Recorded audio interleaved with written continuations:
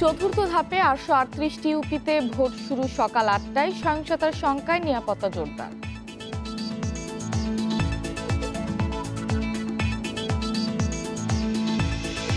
বরগুনা রুটের প্রতি লঞ্চে থাকে কয়েক হাজার লিটার জ্বালানি তেল, নেই অগ্নি নির্বাপন ব্যবস্থা।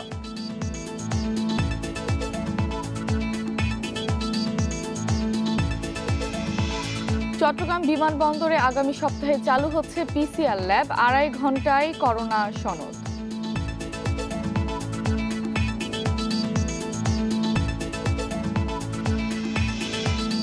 এক বছরেও বাস্তবায়ন হয়নি দুদকের সহস্রাধিক সুপারিশ, নেই প্রাতিষ্ঠানিক ব্যবস্থার প্রবণতা।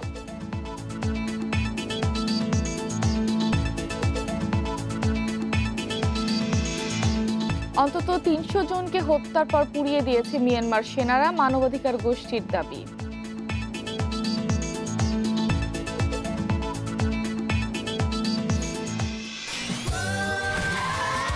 Saudi Extreme.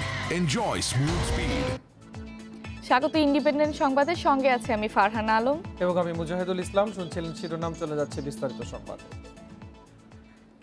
চতুর্থ ধাপে 838টি ইউনিয়ন পরিষদে ভোট গ্রহণ হবে আজ। সকাল 8টা থেকে শুরু হয়ে ভোট গ্রহণ চলবে একটানা বিকেল 4টা পর্যন্ত।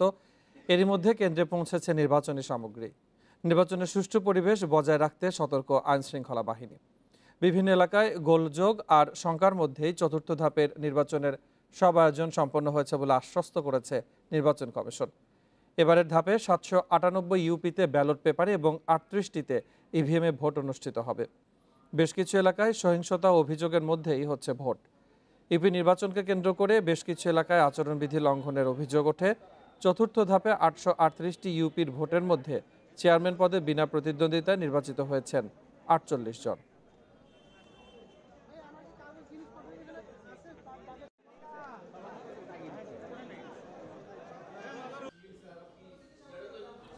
এই নিয়ে আরো জানাতে চট্টগ্রাম থেকে যোগ দিচ্ছেন সহকর্মী অনুপম শীল।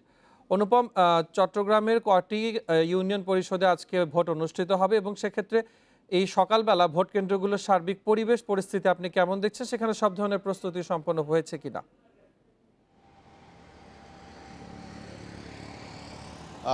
প্রথমত হচ্ছে এবার চট্টগ্রামের 3টি উপজেলায় মোট 27টি ইউনিয়ন পরিষদে ভোট হচ্ছে এই দফায়, চতুর্থ দফায়, এবং প্রায় 269টির মতো আছে ভোট কেন্দ্র। এবং এই 27টি উপজেলার ইউনিয়ন পরিষদের মধ্যে আমরা দেখছি যে অন্তত 10টি ইউনিয়ন পরিষদে কিন্তু বিনা প্রতিদ্বন্দ্বিতায় চেয়ারম্যান নির্বাচিত হয়েছেন।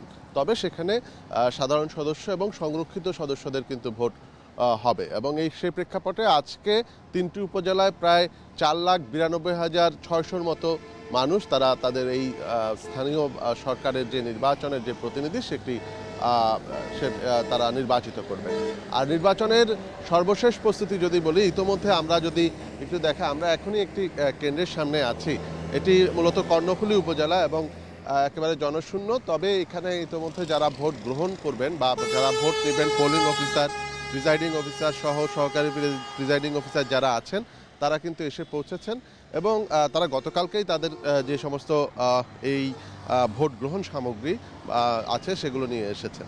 এবং এখানে আমরা দেখছি যে একটি নির্বাচনী সাব কন্ট্রোল রুম পুলিশের পক্ষ থেকে করা হয়েছে এবং এই ধরনের সাব কন্ট্রোল রুমগুলো থেকে বিভিন্ন এলাকায় যে আইন শৃঙ্খলা পরিস্থিতি মনিটর করার ব্যবস্থাপনা নেওয়া হয়েছে।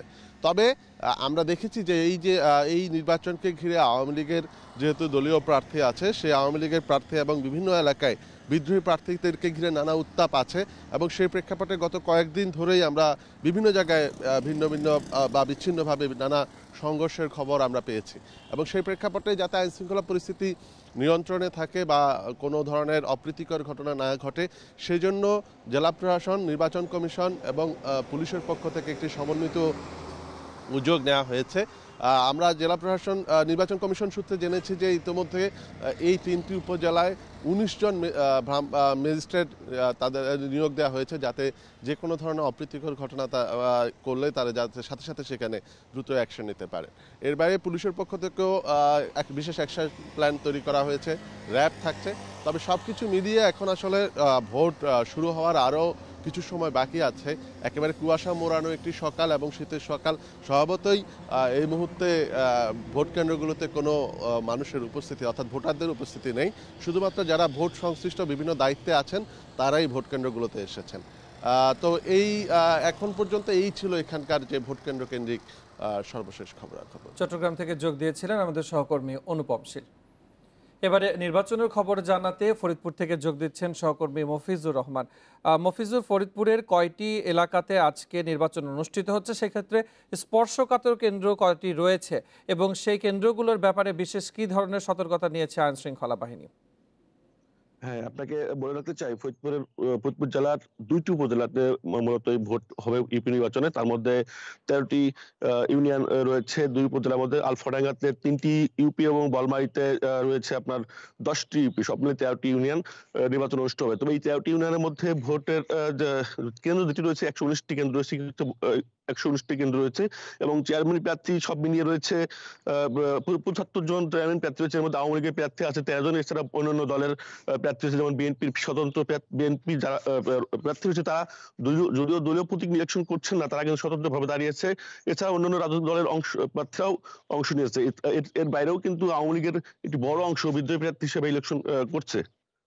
আমি কথা বলেছিলাম ফরিদপুরের জেলা প্রশাসক অতুল সরকারের সঙ্গে নির্বাচনের পরিবেশ এবং নির্বাচনের সার্বিক আইন শৃঙ্খলার বিষয়ে। তিনি বলেছেন যে আমাদের ফরিদপুরের এই 13টি উপজেলা 13টি ইউনিয়নের নির্বাচনে আইন শৃঙ্খলা বাহিনী সব মিলিয়ে নিয়োজিত রয়েছে 2856 জন। এছাড়া 13টি মোবাইল কোর্ট পরিচালনা করবে নির্বাহী ম্যাজিস্ট্রেটগণ, এরকম জানিয়েছেন। ফরিদপুর থেকে যোগ দিয়েছিলেন আমাদের সহকর্মী মফিজুর রহমান। বরগুনা রুটের প্রতিটি লঞ্চে থাকে 8 থেকে 9,000 লিটার জ্বালানি তেল, রাখা হয় বেশ কিছু গ্যাস সিলিন্ডারও। তবে এর বিপরীতে নেই পর্যাপ্ত অগ্নি নির্বাপনের ব্যবস্থা। ইঞ্জিন রুমে নামমাত্র ফায়ার এক্সটিংগুইশার থাকলেও নেই ডেক বা কেবিনে। এতে অগ্নি ঝুঁকির মধ্যেই চলাচল করতে হচ্ছে যাত্রীদের।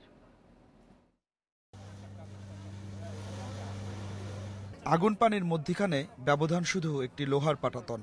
তারপরও নদীতে ভাসা লঞ্চে পুড়ে ঝরে গেল 42 প্রাণ। নদীপথে দুর্ঘটনা বলতেই যাত্রীরা বোঝেন লঞ্চ ডুবি।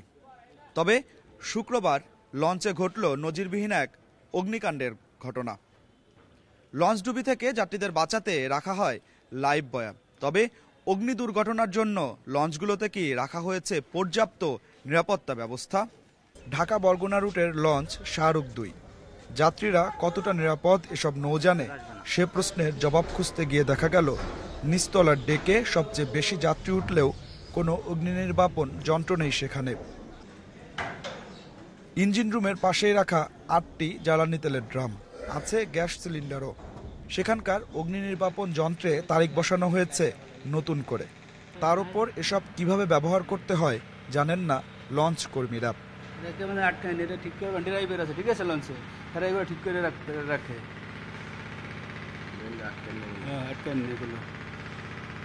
আপনি তো বললেন যে কিভাবে করে, কিন্তু আপনি জানেন না, তাই না? আমি জানি না এগুলো। ঘাটে ভেড়া এমভি ফারহানের পরিস্থিতিও একই। তাদের আগুন নেভানোর সক্ষমতা দেখতে চাইলে পাম্প ছেড়ে পানি পেতেই লেগে গেল প্রায় 10 মিনিট। এ লঞ্চের কর্মীদেরও নেই প্রশিক্ষণ।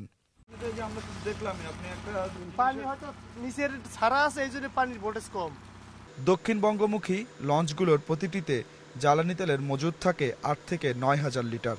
এতে আগুনের তীব্রতা বাড়তে পারে বহুগুণ। সে অনুপাতে অগ্নি নির্বাপন ব্যবস্থা না থাকাতেই অভিযান 10-এ লাগা আগুনে এত প্রাণহানি হয়েছে বলে ধারণা। আগুন নিভাবার কোনো ব্যবস্থা ছিল না, তাছাড়া ওখানে যে কোনো লোক যাবে এরকম কোনো কারো ক্ষমতা ছিল না। আগুনটা খুব তীব্র ছিল। আর ওই সময় কোনো স্টাফ, কোনো টুটা শব্দ নাই, যার যে নামিয়ে গেছে লাভাইয়া নামিয়ে গেছে। যারা স্টাফ ছিল কোনো লোকে মাইকিনও করে নাই, কোনো লোকে একটা পদক্ষেপ যদি একটা সেহন রশি লইয়াও নামতে, তাইলে লঞ্চটা থামাই নিয়া আর কিছু মানুষ এত মানুষ অ্যাক্সিডেন্ট হইতে না। বিশেষজ্ঞরা বলছেন নিয়ম মেনে শক্ত নজরদারি না করা হলে দুর্ঘটনায় প্রাণহানি বন্ধ করা যাবে না। একটা অ্যাক্সিডেন্টের সিচুয়েশনে কিভাবে হ্যান্ডেল করতে হবে এবং যাত্রীদের জীবন কিভাবে বাঁচাতে হবে একটা আইনের মাধ্যমে বাস্তবায়ন করে এরকম একটা সেফটি কালচার যদি আমাদের নৌ নিরাপদ করার জন্য একটা প্র্যাকটিসে নিয়ে আসা যায়, তাহলে আমার মনে হয় অ্যাক্সিডেন্ট অনেকাংশে কমে আসবে। দুর্ঘটনার পর শুধু তদন্ত কমিটি গঠন নয়, নৌপথ নিরাপদ করতে সরকারের জোর তৎপরতাও চেয়েছেন সংশ্লিষ্টরা। Adilur Rahman, independent news, Barguna.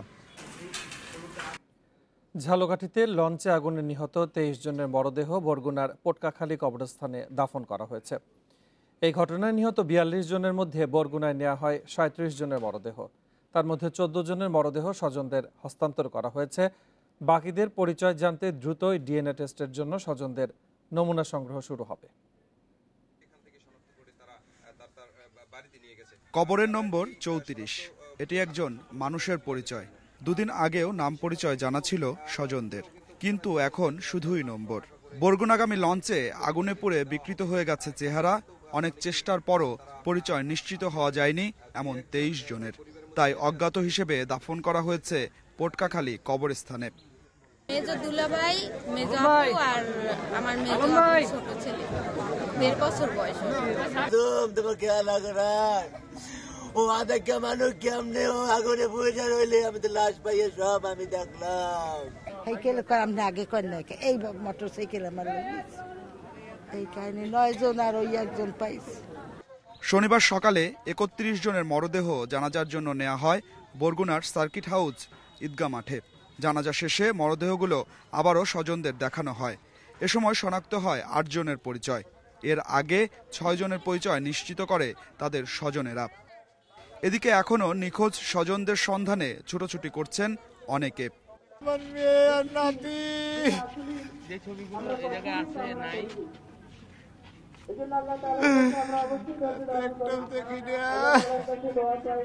আমার ছেলে আর এর ছেলে আর এর হালি, এই 3 জন একখানে ছিল।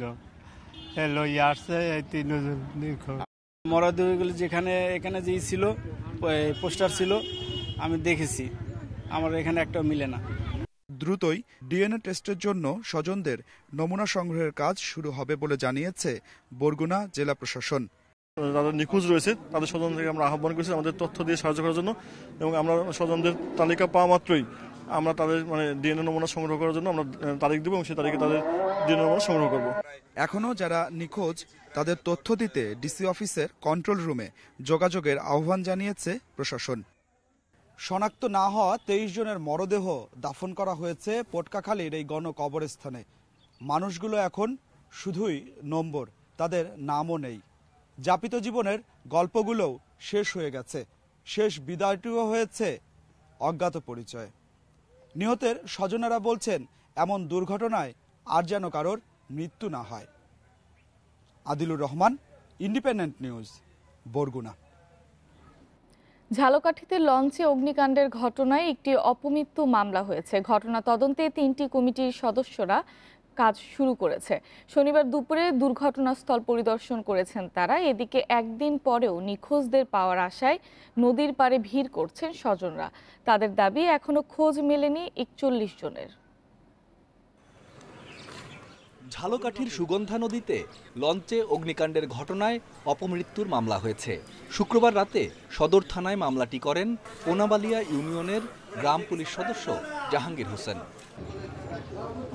শনিবার সকালে দুর্ঘটনা কবলিত লঞ্চটি পরিদর্শন করেন ঘটনা তদন্তে গঠিত 3 কমিটির সদস্যরা। লঞ্চের ইঞ্জিন রুম সহ বিভিন্ন স্থান ঘুরে দুর্ঘটনার কারণ অনুসন্ধানের চেষ্টা করেন তারা। তাদের ধারণা ইঞ্জিনের সিলিন্ডার বিস্ফোরণে এই দুর্ঘটনা হতে পারে। সরজমিনে জাহাজ ঘটনাস্থল, দুটো ঘটনাস্থল দেখছি এবং আমরা কিছু ধারণা নিয়ে গেছি। এখন আমরা এই যে সকল অভিজ্ঞতা আমাদের হলো সেই অভিজ্ঞতাগুলো কাজে লাগিয়ে তারপরে আমরা বলতে পারবো যে কি কারণে এই ঘটনাটা হলো। এদিকে ঘটনার একদিন পরেও নিখোঁজ 41 জনের সন্ধানে নদী পাড়ে ভিড় করছেন স্বজনরা। যে কোনো অবস্থায় ফিরে পেতে চান তাদের। নিখোঁজদের সন্ধানে এখনো অভিযান চালাচ্ছে ফায়ার সার্ভিস। ছোট নাতি নিয়ে ওই মেয়ে লাভ দিয়ে পড়ছে, এরা 2 জন বাইসে আছে, আর ওই 2 জন আমরা এখন পর্যন্ত নিখোঁজ আমরা পাইতেছি। পরশুদিন রাত 2টা পর্যন্ত তার সাথে কথা বলা হয়েছে, 2টা পর তাকার তার সাথে কোনো যোগাযোগ করতে পারিনি।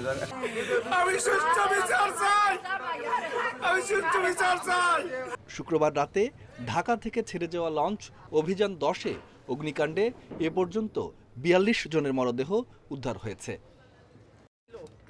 Independent news desk.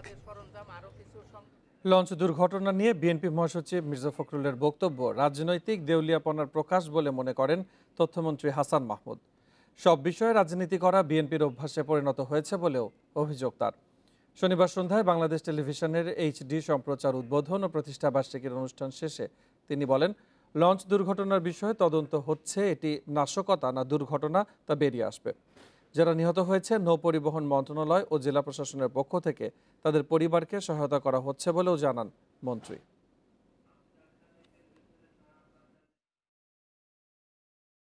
সবকিছুর মধ্যে রাজনীতি নিয়ে আসা, কখন যে বলে বসে বিএনপির মধ্যে যারা দলবদল করে খোলস বারবার বদলিয়েছে, মির্জা ফখরুল ইসলাম আলমগীর সাহেবও খোলস বদলিয়েছে, এটাও কি সুশাসনের অভাবে তারা দলবদল করেছে?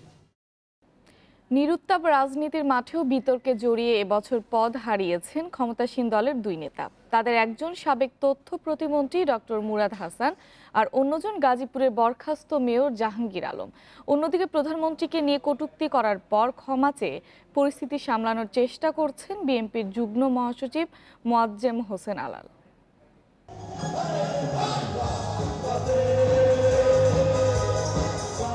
কখনো গান গেয়ে, কখনো বা বিতর্কিত মন্তব্য করে পুরো বছর জুড়েই আলোচনার কেন্দ্রবিন্দুতে ছিলেন সাবেক তথ্য প্রতিমন্ত্রী ডাক্তার মুরাদ হাসান। প্রথম বিতর্কিত বক্তব্য দেন রাষ্ট্রধর্ম বিরোধিতা নিয়ে। এরপর একে একে বিকৃত অশালীন বক্তব্য, প্রতিহিংসা ও আক্রমণাত্মক অঙ্গভঙ্গি সব মিলিয়ে ভাইরাল হয়ে আলোচনায় ডাক্তার মুরাদ হাসান। ক্লাবে ঘটিয়েছেন অশোভন কাণ্ড, বাজে মন্তব্য করেন বিএনপি চেয়ারপারসন খালেদা জিয়ার নাতনিকে নিয়েও। সবশেষ ঢাকাই সিনেমার নায়িকা মাহিয়া মাহির সাথে কুরুচিপূর্ণ কথোপকথন ফাঁস। তার এ কর্মকাণ্ডে অস্বস্তি তৈরি হয় সরকার ও ক্ষমতাসীন দলে। প্রধানমন্ত্রীর তরফ থেকে ডিসেম্বরের প্রথম সপ্তাহে নির্দেশ আসে পদত্যাগের। অব্যাহতি দেওয়া হয় জামালপুর জেলা আওয়ামী লীগের পদ থেকেও। বেশ কয়েকটি জেলায় তার বিরুদ্ধে হয় মামলা।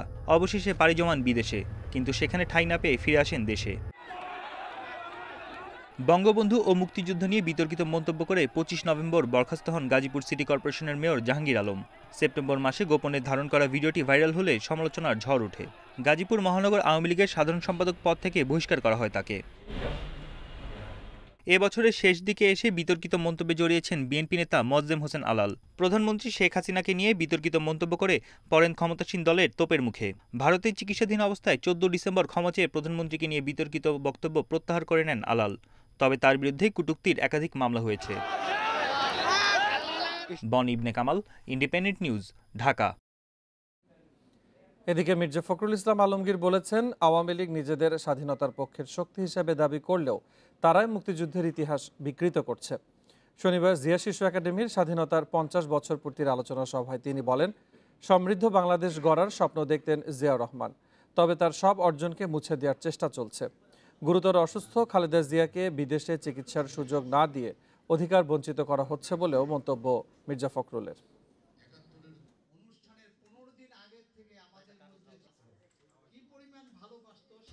আমরা অনেকেই আজকাল একটু ভুলে যাচ্ছি অথবা ভুলিয়ে দিতে চাচ্ছি। এই যে আপনার একটা আবহ সৃষ্টি হয়েছে যে অতীতের যা কিছু মহান, যা কিছু ভালো সবকে ভুলিয়ে দাও। আর যারা ভালো কাজ করেছে, আমাদের স্বাধীনতার জন্য যুদ্ধ করেছে, প্রাণ দিয়েছে, রক্ত দিয়েছে, তাদের মনে করার কোনো দরকার নেই। এই ধরনের একটা চিন্তা ভাবনা আবহ আজকে সৃষ্টি হয়েছে। আগামী সপ্তাহে চট্টগ্রাম শাহ আমানত আন্তর্জাতিক বিমানবন্দরে চালু হচ্ছে পিসিআর ল্যাব। এতে মধ্যপ্রাচ্য সহ কয়েকটি দেশে বিদেশ যাত্রায় ভোগান্তি কমার আশা করছে প্রবাসীরা। সংশ্লিষ্টরা বলছেন, 2.5 ঘন্টার মধ্যে পাওয়া যাবে করোনা পরীক্ষার সনদ। সৌদি আরব সহ মধ্যপ্রাচ্যের কয়েকটি দেশে প্রবেশের ক্ষেত্রে 24 ঘন্টা আগের করোনার নেগেটিভ সনদ বাধ্যতামূলক করে কর্তৃপক্ষ। এরপরই ঢাকায় হযরত শাহজালাল আন্তর্জাতিক বিমানবন্দরে চালু হয় পিসিআর ল্যাব।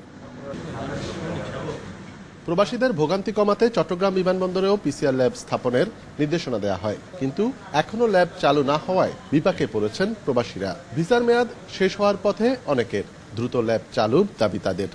ওই সময় ভিসা টেস্ট না থাকার কারণে আমার বিষয়টা অটোমেটিক ক্যান্সেল হয়ে গেছে। আমাদের প্রবাসী যাতে আটকা না পড়ে, আমাদের রেমিটেন্সে যাতে আমরা ঘাটতি না পড়ে, এই নির্দেশনাটা কার্যকর করে এখানে শাহ আমানত আন্তর্জাতিক বিমানবন্দরে র্যাপিড পিসিআর টেস্ট ল্যাবটা বসানো হোক। স্থানীয় স্বাস্থ্য অধিদপ্তর জানায়, বিমানবন্দরে দ্রুততার সাথে এগিয়ে চলছে পিসিআর ল্যাব বসানোর কাজ। এটার ফিজিবিলিটি স্টাডি হয়ে গেছে এবং এটার ভিতরে যেই ফ্রেমগুলি বসাতে হবে সেগুলোর কাজ শুরু হয়ে গেছে অলরেডি। তো আমরা আশা করছি এর মধ্যে 4টে প্রতিষ্ঠানের মধ্যে 2টো একেবারেই তৈরি আছে। তারা আমাদের ফ্রেমওয়ার্কের মধ্যে, আমার আশা এটা আমরা এটা মনিটর করছি, within 7 days we can start. বিমানবন্দরে ল্যাব চালু হলে করোনা পরীক্ষায় ভোগান্তি কমবে বলে আশা করছে প্রবাসীরা। অনুপম শীল, ইন্ডিপেন্ডেন্ট নিউজ, চট্টগ্রাম। কক্সবাজারে পর্যটক ধর্ষণ মামলায় হোটেল ম্যানেজার রিয়াজউদ্দিনকে 4 দিনের রিমান্ড দিয়েছে আদালত। শনিবার সন্ধ্যায় জ্যেষ্ঠ বিচারিক হাকিম আদালতে তুলে তার 7 দিনের রিমান্ড আবেদন করে কক্সবাজার ট্যুরিস্ট পুলিশ। শুনানি শেষে 4 দিনের রিমান্ড মঞ্জুর করা হয়। গত বৃহস্পতিবার রাতে সংঘবদ্ধ ধর্ষণের অভিযোগে ওই নারীর স্বামী কক্সবাজার সদর থানায় মামলা করেন। মামলায় 4 জনের নাম উল্লেখ ও অজ্ঞাত 3 জনকে আসামি করা হয়।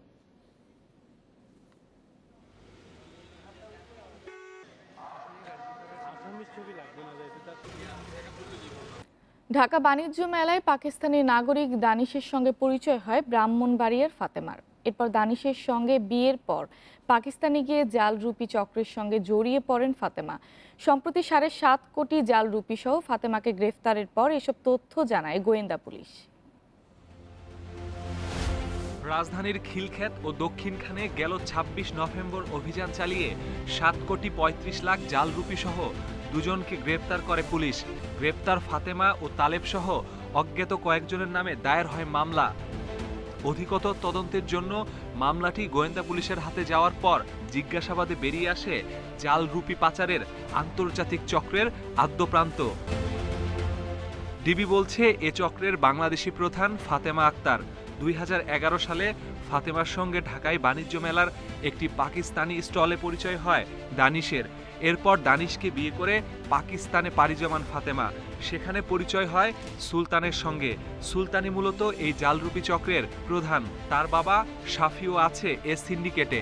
এরাই ফাতেমার মাধ্যমে বাংলাদেশে পাঠায় জাল রুপি।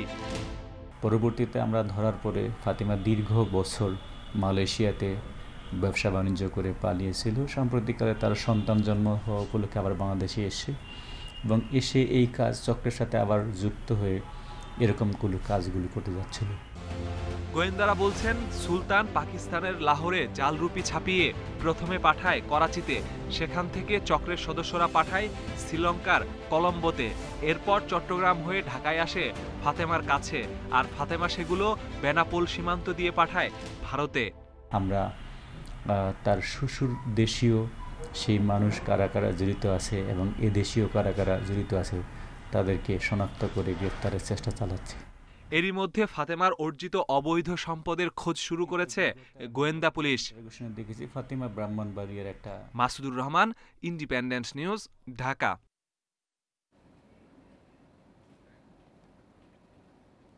অনিয়ম দুর্নীতি রোধে এবছর দুর্নীতি দমন কমিশন দুদকের কোনো সুপারিশই বাস্তবায়ন করেনি সরকারি প্রতিষ্ঠানগুলো।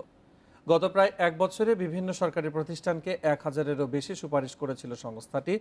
দুদকের অভিযোগ, বাক্স ও হটলাইন 106-এর অভিযোগের ভিত্তিতে এইসব সুপারিশ করা হয়। অবৈধ সম্পদ অর্জন, সরকারি অর্থ আত্মসাৎ ও সরকারি কর্মকর্তাদের ক্ষমতার অপব্যবহারের অভিযোগ অনুসন্ধান বা তদন্ত করার ক্ষমতা রয়েছে দুর্নীতি দমন কমিশন দুদকের। কিন্তু দেশের সব রকম অনিয়ম ও দুর্নীতির অভিযোগ আসে সংস্থাটির কাছে। এসব অভিযোগ সংশ্লিষ্ট দায়িত্বশীল প্রতিষ্ঠানে সুপারিশ করে পাঠিয়ে দেয় দুদক। বিভিন্ন অভিযোগের ভিত্তিতে সমস্যা নিরসনে সরকারি প্রতিষ্ঠানগুলোতে এবছর 1064টি সুপারিশ করে সংস্থাটি। সুপারিশ অনুযায়ী কাজ হয়েছে কিনা তা 1 মাসের মধ্যে জানানোর কথা থাকলেও এ পর্যন্ত কোনো প্রতিউত্তর পায়নি দুদক। সংস্থাটি বলছে দুর্নীতি প্রতিরোধ নীতি কাজ না করলে দমন নীতির ওপরই আরও বেশি জোর দেওয়া হবে। কমিশন অনেক সময় তার আইনের আওতায় থেকেই সেকশন 17-এ সে অ্যাডভাইজরি জুরিসডিকশন হিসেবে কিছু মন্ত্রণালয়কে সে কিছু ব্যাপারে দিক নির্দেশনা দিতে পারে। প্রত্যেকটা মন্ত্রণালয় যদি দুর্নীতি দমন কমিশনের রিকমেন্ডেশনগুলো অন্তত 50% যদি কমপ্লাই করে, তাহলে হবে কি মন্ত্রণালয়ের বিরুদ্ধে যে দুর্নীতির অভিযোগগুলো আর থাকবে না। সরকারি প্রতিষ্ঠানগুলোতে দুর্নীতিবাজদের বিরুদ্ধে প্রাতিষ্ঠানিক ব্যবস্থা গ্রহণের কোনো প্রবণতা নেই, বরং দুর্নীতিবাজদের সুরক্ষা দেয়া হয় বলে দাবি দুর্নীতি বিরোধী আন্তর্জাতিক সংস্থা টিআইবির। বিভাগীয় পদক্ষেপ বলতে যেই পদ্ধতি বাংলাদেশে প্রশাসন যন্ত্রে রয়েছে সেটি কিন্তু কোনো কার্যকর ভূমিকা রাখতে পারে না। তার কারণ হচ্ছে যারা কার্যকর ভূমিকাটি রাখবেন তাদের একাংশই কিন্তু এই অনিয়ম দুর্নীতির সাথে প্রত্যক্ষ বা পরোক্ষভাবে জড়িত। সব সরকারি বেসরকারি প্রতিষ্ঠানে দুর্নীতি বিরোধী চেতনা পোক্ত করা না গেলে দুদক একা মামলা করে অবস্থার উন্নতি করতে পারবে না বলে মনে করেন বিশ্লেষকরা। রিশাদ হুদা, ইন্ডিপেন্ডেন্ট নিউজ, ঢাকা। প্রস্তাবিত আয়কর আইনে ব্যক্তির করমুক্ত আয় নির্ধারণের বর্তমান ব্যবস্থা বদলাতে যাচ্ছে জাতীয় রাজস্ব বোর্ড এনবিআর। বিশ্লেষকরা বলছেন, প্রস্তাবিত আইন পাশ হলে সংকুচিত হবে করমুক্ত আয়ের সীমা, এতে করের চাপ বাড়বে মধ্যবিত্তের ওপরে। বাংলা ছাড়া ইংরেজিতেও আইনটি করার উপরে জোর দিয়েছেন ব্যবসায়ীরা। প্রতি বছর বাজেটে ব্যক্তির করমুক্ত আয়ের সীমা নির্ধারণ করে দেয়া হয়। চলতি বাজেটে একজন পুরুষ চাকরিজীবীর বছরে করমুক্ত আয়ের সীমা নির্ধারণ করা হয় ৩ লাখ টাকা, অর্থাৎ বছরে আয় ৩,০০,০০০ টাকা হলে তা করযোগ্য। এক্ষেত্রে দিতে হয় ন্যূনতম হারে আয়কর। তবে মোট বেতনের বিভিন্ন অংশ যেমন বাড়ি ভাড়া, চিকিৎসা ভাতা সহ অনেক ভাতার নির্ধারিত অংশ করের আওতামুক্ত। হিসাব অনুযায়ী বর্তমান নিয়মে কারো মোট বেতন মাসে ৪২,০০০ টাকা হলে তাকে কর দিতে হয় না। প্রস্তাবিত আইনে বলা হয়েছে, মোট বেতনের ৩ ভাগের ১ ভাগ হবে করযোগ্য আয়, অর্থাৎ ৪২,০০০ টাকা বেতন পেলেই ন্যূনতম হারে কর দিতে হবে। ঢাকার নাগরিকের জন্য ন্যূনতম আয়কর ৫,০০০ টাকা, চট্টগ্রামের ৪,০০০, আর এই দুই শহরের বাইরের নাগরিকের ন্যূনতম কর ৩,০০০ টাকা। বিশ্লেষকেরা জানান, যারা মাসে ১ লাখ টাকা বেতন পাবেন তাদেরও কর বাড়বে ৪,১০০ টাকা। ৪২,০০০ টাকা গ্রস স্যালারির এমপ্লয়ি কারা কারা আছেন এগুলো দেখবেন। মেজরিটি ক্ষেত্রে একদম এক্সিকিউটিভ লেভেলে যারা চাকরি করে তাদের স্যালারিটা কিন্তু এরকম 45 বা এই লেভেলের সাধারণত হয়ে থাকে। দ্রব্যমূল্যের এই উদ্যোগতির মধ্যে আমরা যদি তাদেরকে এই সিলিংটা যদি আমরা করি তাহলে হয়তো তাদেরকে অ্যাক্সেস ট্যাক্স চার্জ চলে যাবে। তো এই জন্য আমি মনে করি সরকার যখন এটা বাস্তবায়ন করবে তখন এই জিনিসটাতে যেন একটু গুরুত্ব দিয়ে দেখে। সাধারণ মানুষের সুবিধায় নতুন আইন করা হচ্ছে বাংলায়। এই উদ্যোগকে স্বাগত জানিয়েছেন ব্যবসায়ীরা। তবে আইন শুধু বাংলায় হলে বিদেশি বিনিয়োগের ক্ষেত্রে তা বাধা হবে বলে মনে করেন ব্যবসায়ীরা। একই সাথে যেন ইংরেজিটা আসে, তাহলে কিন্তু বিদেশি বিনিয়োগ আকর্ষিত করতে আমাদের অসুবিধা হবে। আবার ট্রান্সলেশনের মধ্যে একটা লিগ্যাল ইস্যু হয়ে যেতে পারে। আপনি ট্রান্সলেট করলে একরকম কথা আর বাংলায় বলাটা আরেক রকম কথা। তো সেখানে আবার আইনে বলা আছে যে বাংলা ল্যাঙ্গুয়েজ উইল সুপারসিড। তো সেটা তো তখন আমি কি করে একটা বিদেশি বিনিয়োগকারীকে বুঝাবো? বাংলায় করা আইনের খসড়ায় অনেক কঠিন শব্দ ব্যবহার করা হয়েছে বলে মত বিশ্লেষকদের। অপ্রচলিত শব্দের সঙ্গে ইংরেজিও উল্লেখ করার পরামর্শ দিয়েছেন তারা। Ruhul Amin, independent news, Dhaka. আবাসন মেলায় সাধ্যের মধ্যে ফ্ল্যাট খুঁজে পাচ্ছেন না মধ্যবিত্তরা। ছোট ফ্ল্যাটের চাহিদা বেশি থাকলেও দাম চড়া। এছাড়া বেশিরভাগেরই নির্মাণ কাজ শুরু হয়নি। ব্যবসায়ীরা বলছেন, জায়গাসহ নির্মাণ সামগ্রীর দাম বাড়ায় ফ্ল্যাটের মূল্য বেড়েছে। তবে মেলায় বিভিন্ন ছাড়সহ কম দামে ফ্ল্যাট বিক্রির কথা জানিয়েছে রিহ্যাব। বেসরকারি চাকুরিজীবী আজিজুর রহমান জয় খুব উৎসাহ নিয়ে হবিগঞ্জ থেকে রাজধানীর আবাসন মেলায় এসেছেন। উদ্দেশ্য সাধ্যের মধ্যে রাজধানীতে ১১০০ বর্গফুটের একটি ফ্ল্যাট কেনা। তবে অনেক ঘুরেও সামর্থ্যের মধ্যে পেলেন না পছন্দের ফ্ল্যাট। একই অবস্থা অবসরপ্রাপ্ত কাজী আব্দুল হালিমের। ১২০০ বর্গফুটের ফ্ল্যাট কেনার স্বপ্ন তার। মধ্যবিত্তের জন্য কোনো ফ্ল্যাটের ব্যবস্থা নেই এখানে। ফ্ল্যাটের ব্যবস্থা আছে শুধুমাত্র উচ্চবিত্তের জন্য। একটু ভালো চয়েসেবল ফ্ল্যাট নিতে গেলে কোটি টাকার উপরে, এটা তো সবাই নেওয়া সম্ভব না। এছাড়াও তৈরি ফ্ল্যাট কম ও ভালো জায়গায় ফ্ল্যাট না থাকা সহ ক্রেতাদের নানান অভিযোগ। মাঝার রোডে, তারপর আপনার বসুন্ধরায় যেগুলো বিক্রি হচ্ছে না সেগুলো এই রিহাব ফেয়ারে বেশি এনেছে। ৮ মাসের ব্যবধানে বেড়েছে জমির দাম। একই সাথে রড ও সিমেন্ট সহ নির্মাণ সামগ্রীর দাম বাড়ায় ফ্ল্যাটের মূল্য বেড়েছে বলে জানান ব্যবসায়ীরা। সিমেন্টের বস্তা ছিল 400 টাকা, সেটা এখন হলো 600 টাকা। মানে এই টাইপের যেই আপনার হচ্ছে দামটা বেড়ে যাওয়া। পার্কিংটা হচ্ছে 4 লক্ষ সামথিং, টোটাল 52 লক্ষ মতো পড়ছে। আবাসন ব্যবসায়ীদের সংগঠন রিহ্যাব জানায়, মেলায় ১,০০০ থেকে ১২০০ বর্গফুটের ফ্ল্যাটের চাহিদা বেশি। কম দামে ফ্ল্যাট বিক্রি করতে ৫ থেকে 10% পর্যন্ত ছাড় দেওয়া হচ্ছে। মেলায় বিক্রির মাধ্যমে ব্যবসায়ীরাও করোনার ক্ষতি কিছুটা পুষিয়ে নিতে পারবেন বলে আশা করছেন। করোনার কালীন পরে তো আর্থিক সংকট চলছে, এটার মাঝে আপনাকে নিতে হবে। এখন যে সুযোগগুলো বা সুবিধা, যে প্রাইস আমরা এখন দিতে পারছি, অদূর ভবিষ্যতে হয়তো বা আর পারবো না। আমরা বারবারই বলছি, কারণ কনস্ট্রাকশন ম্যাটেরিয়ালের যেভাবে মূল্য ঊর্ধ্বগতির দিকে এবং পাশাপাশি ড্যাপ এবং অন্যান্য বিষয় নিয়ে আমরা শঙ্কিত। বঙ্গবন্ধু আন্তর্জাতিক সম্মেলন কেন্দ্রে 5 দিনের এই আবাসন মেলা চলবে আগামী 27 ডিসেম্বর পর্যন্ত। প্রতিদিন মেলা চলবে সকাল 10টা থেকে রাত 9টা পর্যন্ত। Irin Khatun, independent news, Dhaka. কুষ্টিয়ায় এক জমির মালিকানা দাবি করেছে গণপূর্ত অধিদপ্তর এবং সড়ক ও জনপথ বিভাগ। এ নিয়ে মামলা গড়িয়েছে আদালত পর্যন্ত। নতুন সড়ক ভবন তৈরির জন্য গণপূর্তের করা বাগানে সাইনবোর্ড ঝুলিয়ে দিয়েছে সড়ক বিভাগ। বন বিভাগের অনুমতি ছাড়াই চলছে গাছ কাটার আয়োজন। এ নিয়ে ক্ষোভ জানিয়েছে পরিবেশবাদীরা। একই সীমানা প্রাচীরের ভেতরে কুষ্টিয়া সড়ক ভবন ও গণপূর্তের আঞ্চলিক কার্যালয়। একসময় দুটি প্রতিষ্ঠান ছিল কমিউনিকেশন অ্যান্ড ভবন অধিদপ্তর সিএনবির আওতায়। গণপূর্ত বিভাগ বলছে জমি দুই প্রতিষ্ঠানের নামে রেকর্ড হওয়ার কথা থাকলেও ভুলক্রমে রয়ে যায় সড়ক বিভাগের নামে। এদিকে জায়গাটিতে বিশাল বাগানে রয়েছে ফলজ, বনজ ও বিলুপ্তপ্রায় অনেক ওষুধি বৃক্ষ। গাছ কেটে ভবন করার বিরোধিতা করে আদালতের দ্বারস্থ গণপূর্ত বিভাগ। পুরো 2.95 একর জায়গা সড়ক ও জনপথ অধিদপ্তরের নামে রেকর্ডভুক্ত জায়গা, এবং এই রেকর্ডভুক্ত জায়গার জন্য আমরা নিয়মিত খাজনা প্রদান করে থাকি সরকারি নিয়ম অনুসারে। মামলা চলমান অবস্থায় কোনো ধরনের পদক্ষেপ ভবন নির্মাণ সহ এবং গাছ না কাটা বিষয়ে আমরা ব্যবস্থা নেওয়ার জন্য অনুরোধ করেছি। বন বিভাগের দাবি, কোনো ধরনের অনুমতি ছাড়াই গাছ কাটার দরপত্র আহ্বান করেছে সড়ক বিভাগ। নির্বাহী প্রকৌশলী আছেন, উনিই বলতে পারেন কেন আমাদেরকে জানানো হয় না, উনি ভালো বলতে পারবেন। আমরা সরকারি নাম তো ওনাদেরকে সাহায্য করার জন্য বসে আছি। উনি আমন্ত্রণ পাইলে অবশ্যই আমরা ওনাদেরকে সাহায্য করব, কিন্তু সরকারি বিধিবিধান পালন করা সকলের দায়িত্ব বলে আমি মনে করি। পরিবেশবাদীরা বলছেন, গাছ কেটে ভবন করলে পরিবেশের উপর পড়তে পারে বিরূপ প্রভাব। বনায়ন ধ্বংস করে ইমারত নির্মাণ করার আমরা এটার পক্ষপাতী নয়। অনেক ফাঁকা জায়গা আছে, অনেক খালি জায়গা আছে, সেখানে বনায়ন রক্ষা করে বড় বড় ভবন নির্মাণ কিংবা বিল্ডিং নির্মাণ করা যেতে পারে। গাছ কেটে ভবন নির্মাণের কোনো যৌক্তিকতা দেখছেন না সচেতন মহল। Independent news desk. নিয়মনীতি তোয়াক্কা না করে টাঙ্গাইলে ফসলি জমি ও শিক্ষা প্রতিষ্ঠানের পাশে গড়ে উঠছে অবৈধ ইটভাটা। এতে বিরূপ প্রভাব পড়ছে পরিবেশের ওপর। স্থানীয়দের অভিযোগ, সরকারের বিভিন্ন দপ্তরে অভিযোগ করেও বন্ধ করা হয়নি ইটভাটাগুলো। পরিবেশ অধিদপ্তর বলছে এ ব্যাপারে ব্যবস্থা নেওয়া হবে। চিত্রটি টাঙ্গাইলের সখীপুর উপজেলার পলাশতলী মহাবিদ্যালয়ের, যার পুরোটাই ঘিরে রেখেছে একটি অবৈধ ইটভাটা। একদিকে নানা যানবাহনের বিকট শব্দ, অন্যদিকে বিষাক্ত কালো ধোঁয়ায় আচ্ছন্ন পুরো কলেজ ক্যাম্পাস। শিক্ষার্থীরা বলছে, ভাটার ট্রাক সহ নানা যানবাহনের বিকট শব্দে অতিষ্ঠ তারা। কালো ধোঁয়ার কারণে আমাদের অনেক সমস্যা হয়, যেমন চোখ দিয়ে পানি আসে, শ্বাসকষ্ট হয়। একই অবস্থা সদর উপজেলার সদুল্লাপুর এলাকার। সেখানে আবাসিক এলাকাতে গড়ে উঠেছে 4টি ইটভাটা।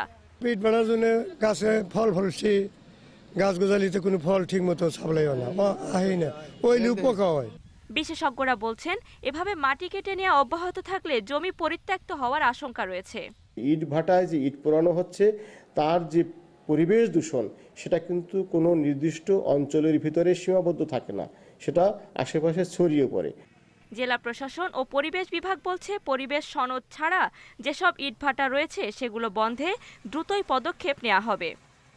পরিবেশ সংরক্ষণ আইন 1995 এবং ইট প্রস্তুত ও ভাটা স্থাপন নিয়ন্ত্রণ আইন 2013 অনুযায়ী আমরা আইনানুগ ব্যবস্থা গ্রহণ করব।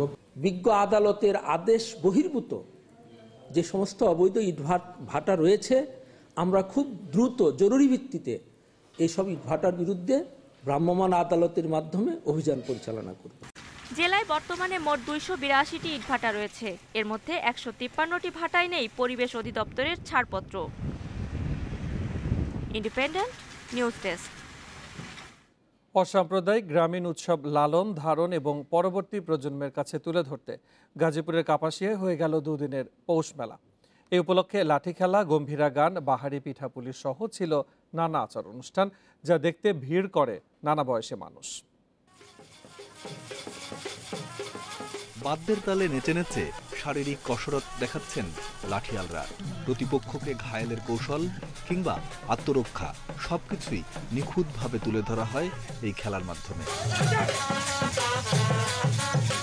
শুধু লাঠি খেলায় নয়, মেলাতে স্থান পেয়েছে গ্রামীণ নানা ধরনের পিঠাপুলি। এছাড়া 1/2 শতাধিক স্টল সাজানো হয়েছে বাহারি পণ্যে। এসব আয়োজন একসাথে দেখতে পেয়ে উচ্ছ্বসিত দর্শনার্থীরা। বন্ধু বান্ধব সবার সাথে দেখা সাক্ষাৎ হলো, আত্মীয় স্বজন দেখা সাক্ষাৎ হলো, এটা আনন্দ ভাগাভাগি করলাম। মেয়ে আছে, বউ আছে, ফ্যামিলি আছে, সবাইকে নিয়ে পিঠা মেলায় এসেছি। অনেক পিঠা আছে এখানে, ভালোই লাগছে। পণ্য বিক্রির পাশাপাশি গ্রামীণ পিঠাপুলির সঙ্গে দর্শনার্থীদের পরিচিত করতে পেরে খুশি দোকানিরা। সবাই তো পিঠা খায়, কিন্তু আমরা একটু অন্যরকম করে তৈরি করেছি। হার্বাল বিউটি প্রোডাক্ট এগুলো নিয়ে চলে আসছি আর কি। মেলাও দেখবো, আমার সেলও হবে। বাঙালি সংস্কৃতির অনুষঙ্গ নবান্ন উৎসব, পৌষ মেলা হারিয়ে যেতে বসেছে। নিজস্ব সংস্কৃতির চর্চা এবং নতুন প্রজন্মের কাছে তুলে ধরতে এই আয়োজন। এই ধরনের মননশীল চর্চা যত বেশি হবে, যেই লক্ষ্যকে সামনে রেখে আমরা মুক্তিযুদ্ধ করেছিলাম সেটি আমরা আরো বেশি করে কার্যকরীভাবে অ্যাচিভ করতে পারব। 2 দিনের মেলার সমাপনীতে অসাম্প্রদায়িক ও মুক্তিযুদ্ধের চেতনা লালন ও বিকাশের উপর গুরুত্বারোপ করেন বাণিজ্যমন্ত্রী। নতুন খাবার উঠলে, ফসল উঠলে, নবান্ন, এমনি অসংখ্য ছোট্ট ছোট্ট অনুষ্ঠান আমাদের বাঙালি সমাজে আছে, যে অনুষ্ঠানগুলো অসাম্প্রদায়িক। স্বাধীনতার সুবর্ণ জয়ন্তীতে অসাম্প্রদায়িক দেশ ও মুক্তিযুদ্ধের চেতনাকে লালন করতে এমন আয়োজন সারা দেশে ছড়িয়ে দেওয়ার দাবি দর্শনার্থীদের। Independent news desk. বিশ্বে করোনায় একদিনে ৩,৯০৭ জনের মৃত্যু হয়েছে। নতুন শনাক্ত 4,81,000-এর বেশি। এ নিয়ে বিশ্বে করোনায় মোট প্রাণহানি ছাড়িয়েছে 54,13,000। এ পর্যন্ত আক্রান্ত 27,98,00,000-এর বেশি। বিশ্বে করোনায় একদিনে সর্বোচ্চ 981 জন মারা গেছে রাশিয়ায়। 24 ঘন্টায় সর্বোচ্চ 1,04,000-এর বেশি শনাক্ত ফ্রান্সে। দেশটিতে এক সপ্তাহে সংক্রমণ বেড়েছে 30%, মৃত্যুহার বেড়েছে 11 ভাগ। ইতালিতে একদিনে শনাক্ত হয়েছে 54,762 জন, যা দেশটিতে সর্বোচ্চ শনাক্তের রেকর্ড। রোববার সেখানে মারা গেছে 144 জন। এদিকে স্পেনের কাতালোনিয়ায় ওমিক্রন সংক্রমণ ঠেকাতে 15 দিনের কড়াকড়ি আরোপ করা হয়েছে। এছাড়া 60 ও স্বাস্থ্যকর্মীদের জন্য বুস্টার ডোজ এবং 15 থেকে 18 বছর বয়সীদের জন্য টিকা নেওয়ার আহ্বান জানিয়েছেন প্রধানমন্ত্রী নরেন্দ্র মোদী।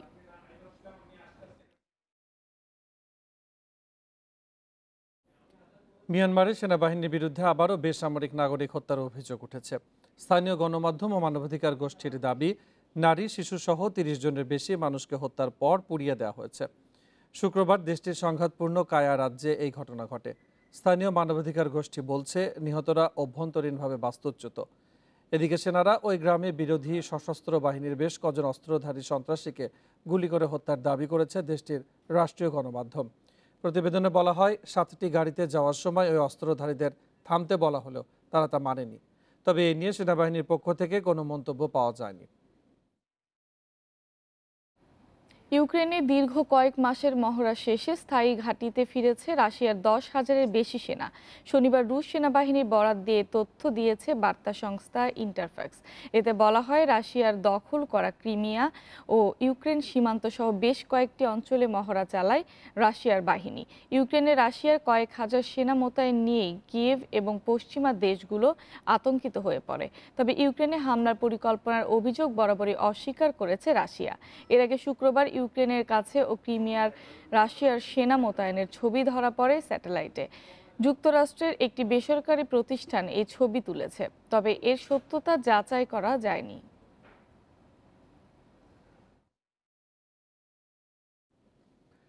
তালেবান আফগানিস্তানের ক্ষমতা দখলের পর অর্থ সংকটে কার্যক্রম বন্ধ করে দিয়েছে দেশটির প্রায় 43% গণমাধ্যম। বেকার হয়ে পড়েছে 60% সাংবাদিক। সবচেয়ে বিপাকে পড়েছে নারী সাংবাদিকরা। রিপোর্টার্স উইদাউট বর্ডার্স, RSF এবং আফগান ইন্ডিপেন্ডেন্ট জার্নালিস্ট সোসাইটি প্রকাশিত এক জরিপে উঠে এসেছে এই তথ্য। আগস্টের মাঝামাঝি কাবুল দখলের মধ্য দিয়ে ফের আফগানিস্তানের ক্ষমতায় বসে তালেবান। এই ঘটনায় দেশটিতে অর্থ সহায়তা বন্ধ করে দেয় আন্তর্জাতিক সম্প্রদায়। ফলে দেশব্যাপী দেখা দিয়েছে চরম আর্থিক সংকট। অর্থাভাবে পরে দেশটির 43% গণমাধ্যম তাদের কার্যক্রম বন্ধ করে দিয়েছে। বেকার হয়ে পড়েছে 60% সাংবাদিক। and over 1,000 জরিপ বলছে তালেবানের ক্ষমতা গ্রহণের পর আফগানিস্তানের মিডিয়া ইন্ডাস্ট্রিতে আমূল পরিবর্তন হয়েছে। দেশটিতে পরিচালিত 543টি মিডিয়া আউটলেটের মধ্যে বর্তমানে কার্যক্রম পরিচালনা করছে মাত্র 312টি। 231টি মিডিয়া আউটলেট বন্ধ হয়েছে এবং প্রায় 6,500 সাংবাদিক চাকরি হারিয়েছে। এর প্রধান কারণ হলো অর্থনৈতিক সংকট এবং তালেবান সরকার কর্তৃক আরোপিত কিছু সীমাবদ্ধতা। এখানকার গণমাধ্যমকে অবশ্যই তালেবান সরকারের তথ্য ও সংস্কৃতি মন্ত্রণালয়ের জারি করা 11টি বিধি মানতে হয়। মিডিয়া সংশ্লিষ্ট কর্মকর্তারা বলছেন, বিজ্ঞাপন থেকে আয় না হওয়ায় সংকট বেড়েছে। এছাড়া তালেবান আরোপিত বিধিনিষেধ বিপত্তি বাড়িয়েছে কয়েক গুণ। গণমাধ্যমে সবচেয়ে বেশি ক্ষতিগ্রস্ত হয়েছে নারীরা। পুরুষ সাংবাদিকেরা যেখানে 52% বেকার হয়েছে, সেখানে নারী সাংবাদিকেরা বেকার হয়েছে 84%। আফগানিস্তান ন্যাশনাল জার্নালিস্ট অ্যাসোসিয়েশন বলছে, পরিস্থিতি আফগান মিডিয়ার অনুকূলে নেই। তথ্য প্রাপ্তির অভাব সাংবাদিকদের আরও সংকটে ফেলছে। সায়রা খান, ইন্ডিপেন্ডেন্ট নিউজ। মহাবিশ্বের সৃষ্টি রহস্য উদ্ঘাটনে মহাকাশে পাড়ি জমালো স্পেস টেলিস্কোপ জেমস ওয়েব। বড়দিনের সন্ধ্যায় ইউরোপিয়ান স্পেস পোর্ট থেকে উড়ে যায় মহাকাশবিদ্যার ইতিহাসে সবচেয়ে ক্ষমতাশালী এই টেলিস্কোপ। একে মহাবিশ্ব দেখার টাইম মেশিনও বলছে বিজ্ঞানীরা। 30 বছরের অপেক্ষার অবসান ঘটিয়ে ফ্রেঞ্চ গিয়ানা থেকে আরিয়ান রকেটে চেপে মহাকাশের পথে যাত্রা শুরু জেমস ওয়েবের। এটি এ যাবৎকালের সবচেয়ে ক্ষমতাশালী স্পেস টেলিস্কোপ। কয়েকটি ভাঁজে একে বসানো হয় রকেটে। খরচ $1000 কোটি মার্কিন। এরই মধ্যে পৃথিবীর কক্ষপথ অতিক্রম করলেও পুরোদমে কাজ শুরু করতে জেমস ওয়েবের সময় লাগবে আরও 2 সপ্তাহ। এর নাম দেওয়া হয়েছে নাসার অ্যাপোলো কর্মসূচির প্রধান বিজ্ঞানী জেমস ওয়েবের নামে। প্রযুক্তিগত ত্রুটি ও করোনার কারণে বেশ কয়েকবারই এর উৎক্ষেপণ বিলম্বিত হয়। হাবলের চেয়েও অনেক বেশি ক্ষমতাসম্পন্ন 6200 কেজি ওজনের এই স্পেস টেলিস্কোপের চোখ আরও সূক্ষ্ম। এর আয়নাও বেশ বড়। হাবলের আয়না চাকতির মতো, আর জেমস ওয়েবে আছে ষড়ভুজাকৃতির 18টি আয়না, ব্যাস 6.5 মিটার। নাসার বিজ্ঞানীদের আশা, এতে ধরা পড়তে পারে মহাবিশ্বের সৃষ্টি রহস্য। হাবলের মাধ্যমে নিশ্চিত হওয়া গেছে মহাবিশ্বের বয়স 13.8 বিলিয়ন বছর, আর সে সময়েরই দৃশ্য দেখতে কাজ করবে এই টেলিস্কোপ। নিকটতম তারা ও মহাবিশ্বের ঝলমলে ছায়াপথের ছবিও তুলবে এটি। কোনো গ্রহে বায়ুমণ্ডল আছে কিনা খতিয়ে দেখবে তাও। এর মাধ্যমে প্রাণের অস্তিত্বের খোঁজ মিলতে পারে বলে আশাবাদী বিজ্ঞানীরা। জেমস ওয়েব প্রকল্পে নাসার সঙ্গে একযোগে কাজ করছে ইউরোপীয় ইউনিয়নের মহাকাশ গবেষণা সংস্থা, USA এবং কানাডিয়ান স্পেস এজেন্সি। সায়রা খান, ইন্ডিপেন্ডেন্ট নিউজ। এই ছিল সংবাদে। এছাড়া ইন্ডিপেন্ডেন্ট টেলিভিশনের সব খবর বিস্তারিত জানতে চোখ রাখুন ফেসবুক, ইউটিউব, টুইটারে। আমন্ত্রণ আমাদের পরবর্তী আয়োজনে।